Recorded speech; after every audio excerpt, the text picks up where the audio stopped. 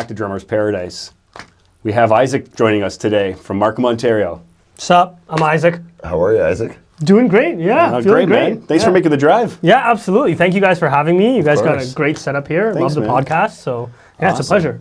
Great. So we're gonna jump to some video of you playing, show the crowd what you got, and then we'll jump back here and discuss some things. Okay? Cool. Let's do it. Perfect. We'll be right back, guys. Here it is.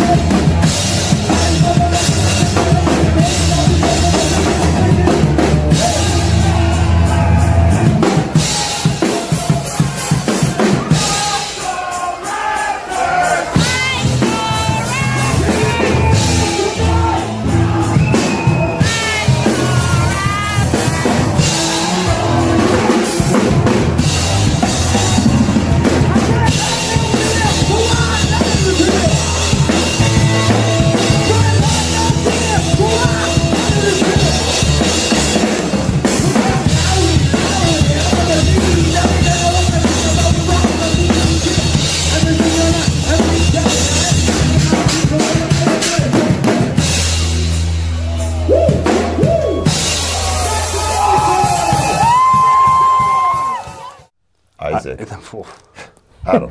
It was good, man. That was good. It was great. Thanks, guys. I enjoyed the chops there. I enjoyed what you did. Mm-hmm. That was very tasteful and well done, man. Mm-hmm. Appreciate it. Yeah, no do problem. my thing. No problem. So, hey, why don't you get to let everybody know where you're from and how you got into drums? Yeah, absolutely. I'm actually from Richmond Hill, Ontario, which is right beside Markham, so in that York region area. Okay. Born and raised there, Ontario suburbs life, standard for a lot of us out there in the suburbs. And that's kind of how I got into drums, growing up in the 90s, early 2000s in the suburbs. It's not a lot to do. Yeah. So skateboarding was actually my first love, Okay, nice. I got to just say, Yeah. as I'm a huge skate fan, Yeah. grew up skateboarding. Absolutely. Dropped 3 skaters right now. Drop 3 skaters. Oh, okay. So Mike Vallely, because he sings for Black Flag now, which is fucking punk rock as hell. Yeah. Rodney Mullen, right? Like pioneer, foundational. Like if you don't know Rodney Mullen, then you know. And nowadays, I like Nigel Houston a lot. Okay. Yeah. In terms of the modern day kind of thing, even though he's been around for a while. Awesome. Good to know. Yeah. Good to know. Yeah. So Richmond Hill. Yeah, Richmond Hill, skateboarding, punk rock, right? Always loved that stuff. Nice. And then my sister was a huge punk rocker. She had pink hair. She played the guitar, all that fun. stuff. Cool. And when I was a kid, my parents were always into getting me into extracurriculars. Like, you should play soccer. Yeah. You should play basketball. Try all these things. And I hated sports, actually, Right. because as an Asian kid growing up, as a gamer, all of a sudden on the schoolyard, all these white kids are so much better than you at all these sports. So I was terrible at every sport. I always got my ass kicked in everything. Soccer, volleyball, you name it. Basketball, I was all right. And then my parents were like, my sister, she's like, you should try to get him into drums maybe. Sweet. My parents were like, drums, like, sure, why not? Maybe he'll like this. And as soon as I, had my first drum lesson, it was off to the races. Awesome. I loved it. So cool. It became part of my identity growing up, especially growing up here, like in Ontario, like as a nerdy Asian kid. I didn't really have anything that I felt like I could call my own. As soon as I picked up the drums, I felt like I had something that was my own, and it just shaped everything. It shaped how I was as a teenager, as a kid. All of a sudden, my MSN profile picture was like drums, right? And a drummer, everything, and then it was off to the races after that. That's so cool. Where did you take lessons when you were a kid? Where did you study? Yeah, I studied under Steve Ferrugia, is his name, at Arcadia Academy of Music. Ooh, okay. I don't know if they're big now. They did kind of grow a little bit bigger, grow? I think. Yeah, there was one in Nobleton. There's one, Interesting. Different locations. Yeah. Bolton, I think. Yeah. I'm not sure if mine was like the original, if it was just a chain, but it was a small little boutique music thing, like a bunch of small little rooms. I was like 7 years old, maybe 8-year-old kid. And he taught me the drums. So you were 8. I think I was 8, yeah. So how old are you now? I am 33. Oh, wow. Okay. There you go. Thanks 25 for sharing years. it with us. Yeah, absolutely. Yeah, absolutely. That's awesome. Yeah. You've been playing a long time. That's great. Yeah, my whole life basically. As soon as I became a conscious, sentient child, I was into the drums. And how long did you take the lessons for? You know, I actually took lessons for a very long time. I took lessons for 7 years under the good same for you. teacher. Good for you. You know, which that is dedication's impressive. Yeah, it's the dedication, but also I was so young at the time that like it was part of the routine. My dad would just drive me to drum lessons every week. Like that was the thing that I was doing, right? And as an Asian kid, once again, like being very studious, like I stuck to it. I stuck to everything that he taught me. It is a little unusual to take lessons from the same person for that many years, 7 years. To the point where even he, you know, being a professional and being a mentor himself, at one point even he told me, he's like, I've ran out of things to teach you, right? And he's a great drummer. He still plays. He does the whole jazz band circuit up and down, right? But yeah, he told me, time to leave the nest. He's like, I have a mentor and my mentor has a mentor. So I think it's time for you to maybe consider, you know, another teacher to level up, right? And really interesting story, actually. At that time, he recommended this guy, and it's killing me that I don't know his name because I can't name drop him on the podcast. It's okay. But he changed my world. It was a really expensive drum lesson. The guy charged $100 a lesson. So I took one lesson with him. And it changed the trajectory of my playing entirely because I sat down, $100, he came over to my house. Right? My parents gave him $100 because they're like, apparently this is gonna do something. And he's like, all right, play for me. So I played. And he's like, all right, this lesson can go one of two ways. He's like, either one, I can show you some really cool grooves. You can take them home. You can tell your friends, look at these sick grooves I learned for $100. And he goes, or two, I can fix something that's completely wrong with your playing, and it will change the trajectory of your playing. And you're either gonna stay this way for your whole life, or you can become a professional. Do you want to be a professional? Right. And I said, yeah, absolutely. Like, what is it, right? And I don't know if you have a pair of sticks that I can kind of show you real quickly. They're over here. Yeah. I was gonna jump out of the shot there to grab them, just to show for other drummers what I learned, right? Awesome. And what he taught me is, so the whole time back then, I was playing like this with my wrists. I'm sure you guys all know that that's not good form. But you know what I mean? But it's not terrible form because there is a form that is wrists, which is when you're playing with your palms down like that, right? How fast can you go with 8s and 16s? Exactly, right? With just your wrists. And he told me, he's like, what you actually need to do is you need to learn to play with your fingers. That's right. Right? And so he made me do this, just like 1, straight 2, up, then drop, 3, like not even moving your wrist, just fingers, right? Just like that, right? And he's like, and do it at like 10 BPM. And I'm like, oh my God. And I was still a kid, I was like 15. I was like, what the hell is this, right? But he really scared me into it, because I think by the end of it, he could tell I'm sitting there being like, yo, $100, man. My parents paid you $100. What the hell, right? But he really drilled it into me. He's like, I know you didn't learn anything in this hour, but you need to know that your playing is gonna go one of two ways if you don't learn how to play like this, right? Because if you're gripped that whole time, it limits your speed, right? And so he taught me to play with my fingers, and ever since then, it's opens up a whole different for playing really fast. 100% it does, And same thing with the kick drum as well. I used to beat into my head all the time, right? So just straight. And he told me, you got to let it bounce. You got to let it breathe, right? So if I didn't take that one lesson, you would have been like maybe just. Yeah, exactly. And I probably wouldn't have been who I am today as a player. Yeah, that's great. And that changed the trajectory of my playing entirely. Amazing. Thanks for sharing that with everybody. That's awesome. Yeah, if I remember his name, I'll tell you guys. You can drop it in the chat, because he's still out there drumming as well. Oh, so. nice. Cool. Yeah. So Isaac, yeah, let's touch base on and break down your kit. What kind of shells you're playing? Snare drum you're playing, pedal, hardware, cymbals, drum head, sticks. Let's let everybody know what you got on your current setup right now.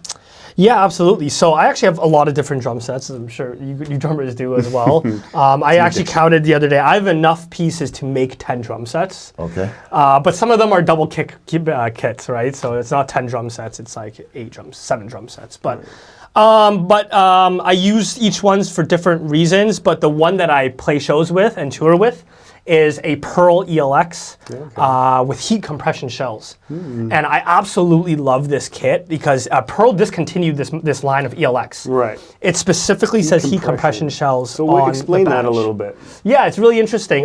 Basically, the shell, it's maple, but it's thicker. There's an added layer of something on it that makes it warmer and deeper and a much more rock ear kit, right? And so my singer had that kit because he just bought it one day, randomly impulse buy. And ever since then, I'm like, this is the best sounding kit I've ever had. Like I had more expensive kits, least expensive kits, best sounding kits. Something about that heat compression shell, it's just perfect for rock. It's super deep, super warm. So that's the shells that I use. For a snare, I use I think it's 8 inches deep. I switched recently to a deep snare. Deep snare. Deep snare, yeah. We're taking it back to the 80s.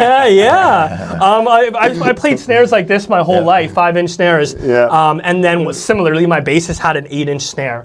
And it's just such a thwacky, like deep, sandy sound, right? Like for example, I don't know if you guys know the Bluestones from Ontario. They kind of got that Royal Blood sound, right? Where it's just a drummer and a bassist. Two-piece, yeah. So it's a really sandy, deep tone as well. And ever since then, I can't go back. So 8-inch snares the whole way through. That's the way to do it, eh? Nice and deep. Nice That's rare because you don't see too many guys, especially around the local scene, either, playing drums that deep, right? You see a lot of guys 5, 6-inch, but that's standard. Well, because it's standard, right? Everybody starts out playing the drums, they buy the drum kit, and then they got a 5-inch kit, 5-inch snare, right? But the 8-inch just changes everything. It's not only deeper, it's not only thwackier. The ghost notes are like sandier as well. Like everything the tone is down on, and I guess I've always been really shit at tuning drums. So these 5-inch snares, they always just like ping, ping, ping. I've always hated that, right? And I'm still shit at tuning drums. Just a little gel on it or something. Yeah, you gotta throw gels on it, you gotta throw tape, and then now it's too dead, right? So these loud, like bright snares, I always struggle with tuning. But ever since I got an 8-inch snare, it just always sounds great. It's just a deep sound. And then for cymbals, for crashes, I use Sabian HHX Explosion, actually. For studio, I use the Evolution, the HHX Evolutions, because they're really thin. I used to do them for, for studio. Yeah, because they sound great in a small room. But live, I'm going to break the hell out of those. Stage ones, I think, are thicker, right? Yeah, the stage ones are thicker, So the HHX Explosion is the one I use for stage. And those are my main crashes. I got the Zildjian Oriental Trash 14-inch on the right. Love my China cymbals. And then hi-hats. I do a bunch of different things, but my main hi-hats are Zildjian A Custom 14-inch Master Sound hi-hats. The 14s, the Master Sound with the sizzle. That's the setup. Well, that's cool. And then what kind of sticks you play? Pro Mark 5A. Okay, nice. Right? Nice. I've been Pro Mark great sticks? Great sticks, Pro Mark's watching this, great sticks. Yeah, that's right. We just played some Pro Mark sticks. Yeah, we did. Yeah, absolutely. Any drum heads? I don't have a go-to yet. I do like that reverse power dot that we were just talking about for the snare. Goes great with that 8-inch snare. But the rest of the heads, I just go with whatever is not broken in my basement. Because, you know what I mean? You know how punk rock drumming goes sometimes. It happens. You tape it up so many times, I don't remember what the brand is. Duct tape don't work. Yeah, exactly. So, like, how long have you been playing shows for, and how did you get into that? Yeah, so I've been playing shows basically my whole life. I guess I'm 33 now. My first show was probably like, I was in grade 9. So what is that, like grade 9? It was like 12 years old, maybe 13, 14 years old, something like that. It was actually in the Steve Hogue days. We were just talking about Steve Hogue. Shout out Steve Hogue, the man. Shout out. Right? Many a drummer or many a musician have had their first shows doing the Steve Hogue stuff. Big Toronto promoter. Big Toronto Nobody promoter. Knows, back in the Cathedral, Big Bop, Reverb days, that's where my band started playing our shows, right? So as a kid back then, it was your only opportunity to get shows is those type of shows, right? Yeah, so we played a million of those, like Cathedral, Big Bop, like every weekend, playing with Steve like every couple of weeks, right? And then eventually we started branching out into some bigger shows. And then we had to reform a few times, and then now just from word of mouth and our connections, we got all of our shows now that way. But we started doing that circuit for a while, and then blew up from there. Nice. Did you ever go on tour? We've done like small Southern Ontario tours. So, like hitting all of the, you go to Ottawa, Montreal, Toronto, GTA, Hamilton, that type of thing. So still waiting for us to branch out further beyond, but we've done the Southern Ontario like a million times. Nice. T. We should ask him. Hey, you got any funny travel stories, tour stories? What's a good tour story you like to share on Drummers Paradise podcast? You know, it's funny. Yeah, I was listening to the podcast coming in, and I'm like, I do have a story. So I don't think this was a Steve Hogue gig. I think it was DC Music Hall back in the day when they were doing a BYOB punk party. Right? So it's like, sweet, yeah, BYOB. Like, how often do you get to see that? You can show up with a cooler of beer and the band. It was a punk show. Perfect. So me and my band were like, sweet, like this is gonna be awesome. And we always fought over who was going to be designated driver. So that show, it wasn't my turn to be DD. It was the bassist turn. But we had an argument. He's like, oh, but like we did that other thing last week and I drove, so now you have to be DD. And like, this was our BYOB show. And we were like teenagers at the time. So I'm like, fuck, I have to be DD. Sorry if I can't swear. Okay, it's fine. I'm like, shit, I got to be DD. So I was DD. And then these guys got hammered at the show, like completely obliterated because it's BYOB and it's a punk show. We're driving back and I'm driving and we're on the 407 and the singer's like, I gotta piss. I'm like, nah, man, like, I'm like 20 minutes from the exit, like, hold it. They're being drunk idiots. He's like, no, man, I gotta piss, I gotta piss. And the other guy's like, he's gotta piss, he's gotta piss. And I'm on the 407, so I can't pull over, right? And I'm like, bro, you gotta hold it, you gotta hold it. They're like, yo, we're gonna pee in this cup. So he grabs this McDonald's cup. It was a large McDonald's cup.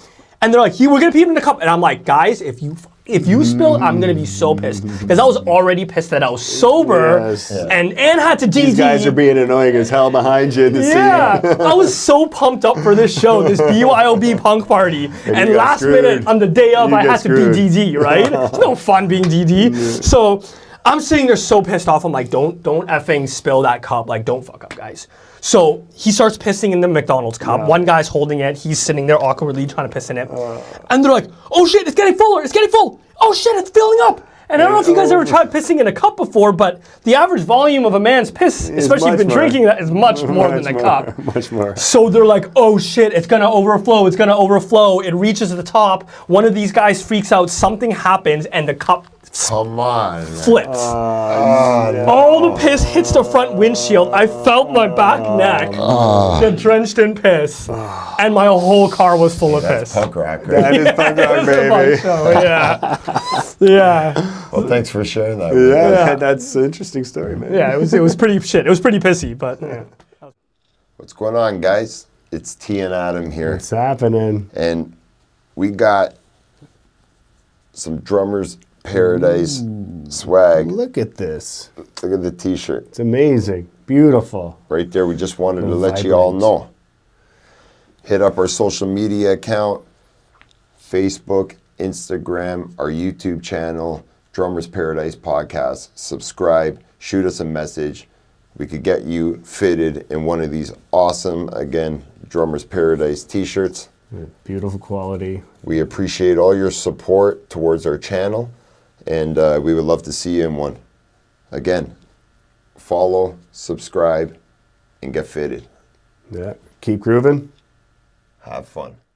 But Isaac, I just want to state and say you have quite a good presence on your Instagram account with your drum videos and your artistic ways you go about doing them and just your whole platform that what you do as an independent artist, your brand, right? I just want to say, like, I checked it out and I recognize that, and you know, you clearly have a good, strong work ethic when it comes to your passion with drums, right? Yeah, I appreciate that. So I just wanted to give you props to that because, you know, thanks, man. That you could see the work and the effort and the hours that go into that, right? 100%. Yeah, I do appreciate that. The consistency is the hard part, like committing yourself to putting out a video a day or something like that.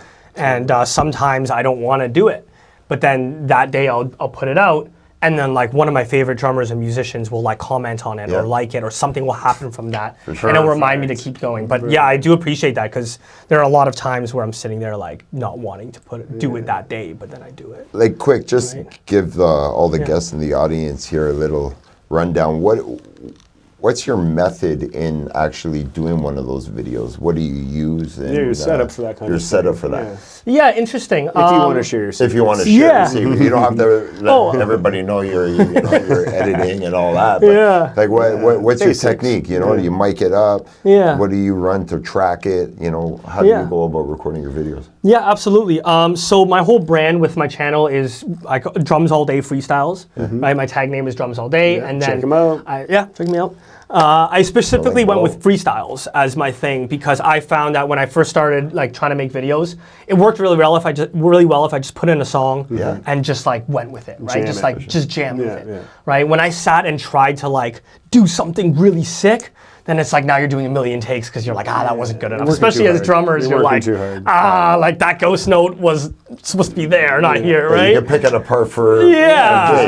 Yeah, but when I found that I would just go with something, then something really awesome would happen. And so I decided to just make that my MO, right? Drums all day freestyles. Cool. So my setup is pretty much I just open Spotify or whatever, and I just rip through songs until something cool happens.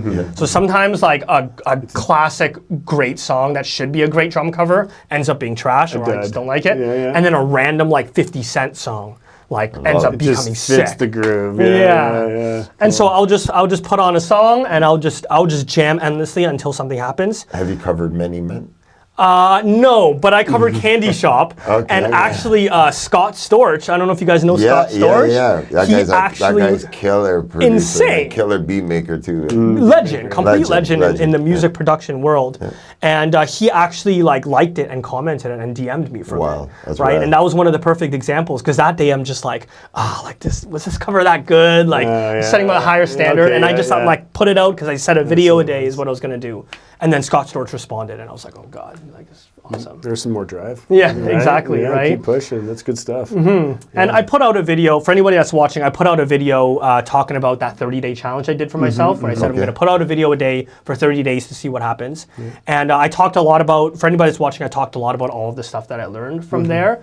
But the biggest thing to what we're talking about is tagging the artists in the video that you put out. I found that's worked immensely with growing my channel. And having me engage with some of these people that I've idolized. And I don't just tag the main band, I'll tag every individual member of that band. Right? Because what I found is that if you tag like, let's say, I'll think of an example from what I did, like Sum 41 for example. If I tag Sum 41, that page, they're probably getting so many people DMing them, they're not going to see that you tagged Sum 41.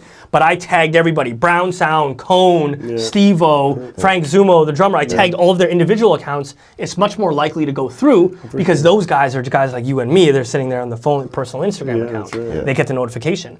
And so one of the first times I realized this was working was when I put out the Sum 41 video, and I had like 3 or 4 of them respond to it. I had Steve-O, their original drummer, comment on it being like tight. And I'm like, sick, he's the guy who wrote the part, right? Like, this was amazing. Great drummer too. Great drummer, right? Yeah. Seen him a few times. Yeah, and I'm like, awesome. And then Frank Zumo, the new drummer, also commented on it. Great drummer. And I'm like, holy crap.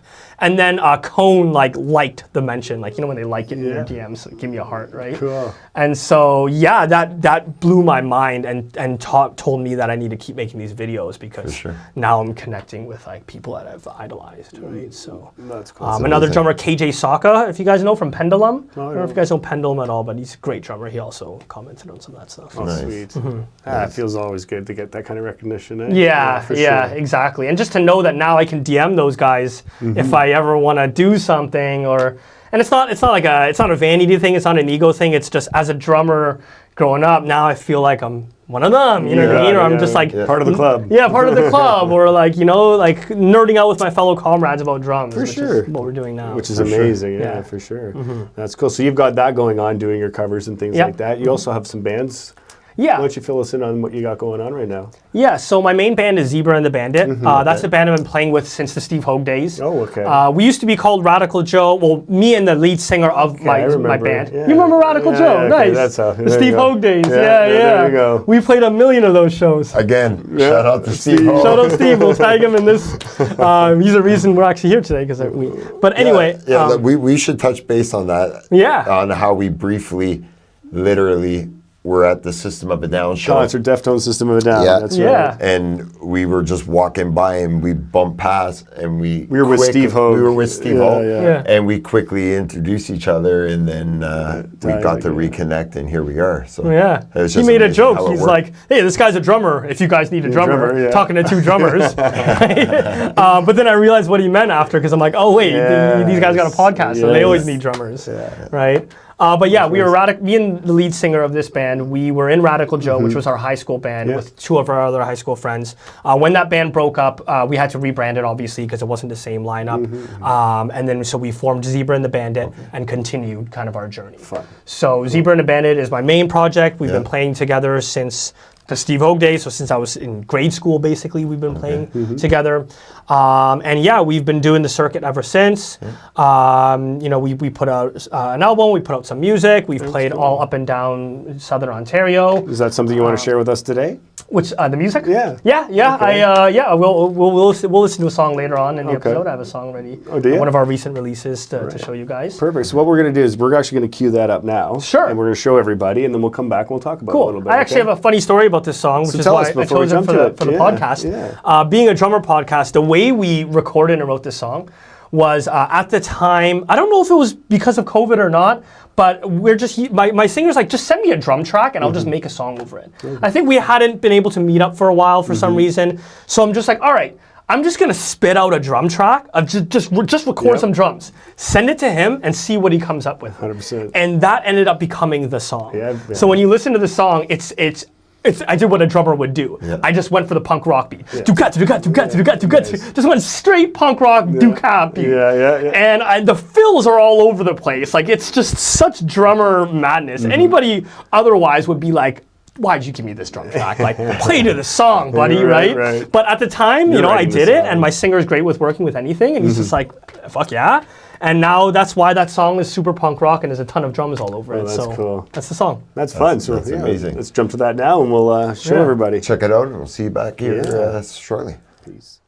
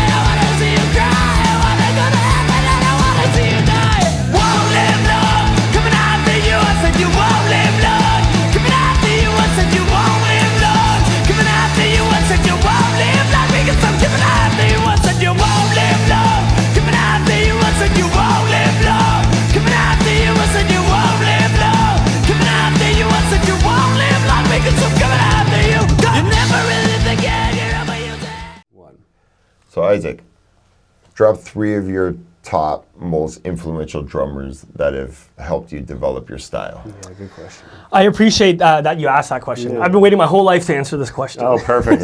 Let's hear it. Yeah. Let's hear it. I've been waiting my whole life in a setting with drummers who will understand, because half the people I tell this to don't know these people. Right. Right? Yes, true. Okay, I'm going to give you 4, actually. Okay. Right? Runner-ups. Okay, so the first, by all measures of anybody in my generation, I'm sure you can guess, is Travis Barker. Oh, yeah. Right? I grew up in a generation where Travis Barker basically made drums cool. Yes. For an entire generation of musicians. I think there's probably millions of drummers out there who are my age or in and around my age who wouldn't play the drums these days if it wasn't for Travis Barker. He simply made it cool for my generation, especially in that skate rock generation and everything, and then Blink-182 being who they are as well. Travis Barker was everything. So when I grew up, I used to literally listen to Blink-182 songs, trying to emulate everything, and I basically learned how to playing Blink songs. Albums. So that's why I play the way I play, you know, that's why I do a lot of 16th note hi-hats, right? That's why I'm a single kick player, even though he now finally moved up to double kick. But yeah, number 1, Travis Barker, all of the obvious reasons. Number 2 is actually a very underrated drummer, one of the most underrated drummers ever. We spoke about it. It's actually Brandon Steinekert. Okay. Brandon Steinekert, almost fighting for number 1 in my eyes. And the reason is, for those who don't know, Brandon Steinekert is one of the founding members of The Used. And he now plays for Rancid. But a lot of that early drumming on The Used, on those records, was incredible, like very underrated. The first Used album. Yeah, but the first 2 albums, Great, though, when that came out. Box of Sharp Objects and just it's great drummer, hard hitter, fast. Yeah. just I agree with you Solid there. guy, Yeah. Great solid drummer. Great drummer, hard hitter, fast. A lot of ghost notes and intricacies too, which I really, really like. yeah. And then similarly, a single kick the player sugar. that plays like that a lot. So completely shaped. Those early, the used DVDs, I used to like put them in my DVD player, just watch them Study it. endlessly and study them. And then his story of like the used not working out, and then him, finding a new home with Rancid, like very inspirational story.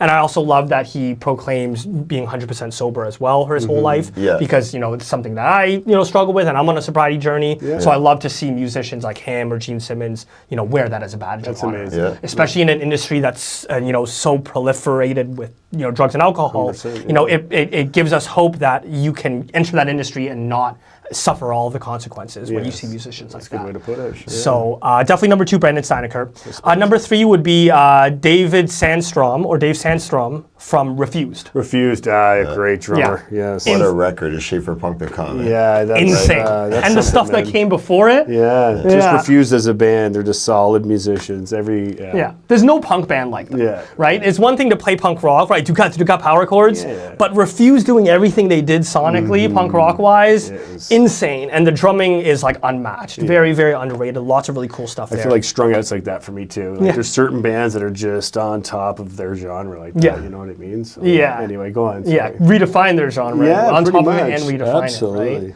right? And then the last one would be Trey Cool from Green Day.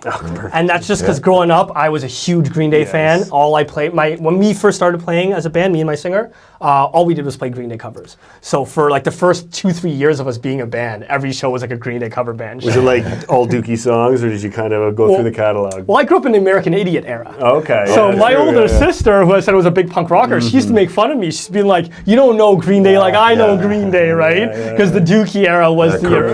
Kerplunk, yeah. Exactly, right? So I started with American Idiot and then worked backwards. Nice. Because you got to realize in 2005 when that came out, I was only like 13. Yeah, right? okay, yeah, that makes sense. So yeah, number 4 would be Trey Cool, because the way he plays is unlike any other punk drummer. That single hand like hi-hat, that you know love what I it. mean? Yeah. It's anybody can just go butts cuts, but the way he goes butts cuts, like it's just consistent. Yeah, it's the Marky Ramone, you know what I mean? Yeah, I love and it. Ringo Starr had that too, very slappy Bill hi-hats. Stevenson from Descendants, right? Yeah. That constant. That constant, anybody can do this, right? Yeah. But to go like It's that like the whole that. time, The 16 notes technique, going like but the that. technique, just consistently. Yeah. So Trey Cool. That's awesome, man. Sure. Well, thanks for sharing that. Yeah, absolutely. Yeah. That's cool. Well, hey, we really appreciate you coming out today and Yeah. visiting us, man. This has been a great hang. Absolutely. Yeah, I appreciate you guys too. Absolutely. Thanks for taking the time to come in. Yeah, I appreciate what you guys are doing with Thanks, the podcast. And I've seen some other great drummers that I know on this podcast too. So I can't wait to see where you guys are taking Thank it. you. And it's an honor to be part of season 2. Yeah, thanks, man. We can't wait to see you grow in more to what you've already been doing. It's been exciting, and yeah, I wish you only well on your journey. It's awesome. Thanks, guys. You're welcome, Appreciate it. 100%. Appreciate you guys. Absolutely You guys are the appreciate you best. too, buddy. For sure. Cheers. Thanks. And man. everybody, Yeah. go and subscribe. Hit that YouTube/Drummers Paradise podcast.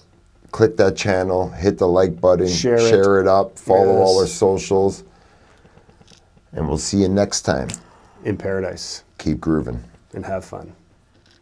I